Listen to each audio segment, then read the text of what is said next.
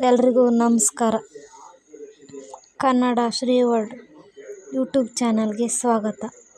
ಇವತ್ತು ನಾನು ಏನು ತಿಳಿಸ್ಕೊಡ್ಬೇಕಂತ ಇದ್ದೀನಂದರೆ LPG ಗ್ಯಾಸ್ EKYC ಅಪ್ಡೇಟ್ ಮಾಡೋದು ಹೇಗೆ, ಹಾಗೆ ಇದರಿಂದ ಯಾವುದೆಲ್ಲ ಪ್ರಯೋಜನ ಆಗುತ್ತೆ ಅನ್ನೋದನ್ನು ತಿಳ್ಕೊಳ್ಳೋಣ ಬನ್ನಿ.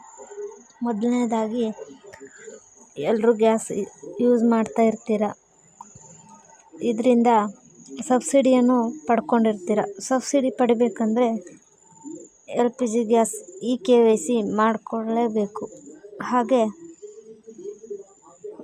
ಇದನ್ನು ಅಪ್ಡೇಟ್ ಮಾಡೋದು ಹೇಗೆ, ನಿಮ್ಮ ಗ್ಯಾಸ್ ಏಜೆನ್ಸಿ ಮೂಲಕ ನಿಮ್ಮ ಆಧಾರ್ ಕಾರ್ಡ್ ಹಾಗೂ ಆಧಾರ್ ಕಾರ್ಡ್ ಲಿಂಕ್ ಆಗಿರೋ ಫೋನ್ ನಂಬರ್ನೊಂದಿಗೆ ಅಪ್ಡೇಟ್ ಮಾಡಿಕೊಳ್ಳಿ. ಇನ್ನು ಹೆಚ್ಚಿನ ಮಾಹಿತಿಗಾಗಿ ಕೆಲವು ಆ್ಯಪ್ಗಳ ಮೂಲಕ ನಿಮ್ಮ ಫೋನ್ನಲ್ಲಿ ಅಪ್ಡೇಟ್ ಮಾಡಬಹುದು. ಇದು ಗೊತ್ತಾಗಿಲ್ಲ ಅಂದರೆ ನಿಮ್ಮ ಏಜೆನ್ಸಿಗಳ ಮೂಲಕ ಅಪ್ಡೇಟ್ ಮಾಡಿಸ್ಕೊಳ್ಬೋದು. ಇನ್ನು ಹೆಚ್ಚಿನ ವಿಡಿಯೋಗಳಿಗಾಗಿ ನನ್ನ ಚಾನಲನ್ನು ಸಬ್ಸ್ಕ್ರೈಬ್ ಮಾಡಿ ಹಾಗೂ ಲೈಕ್ ಮಾಡಿ, ಶೇರ್ ಮಾಡಿ. ಧನ್ಯವಾದಗಳು.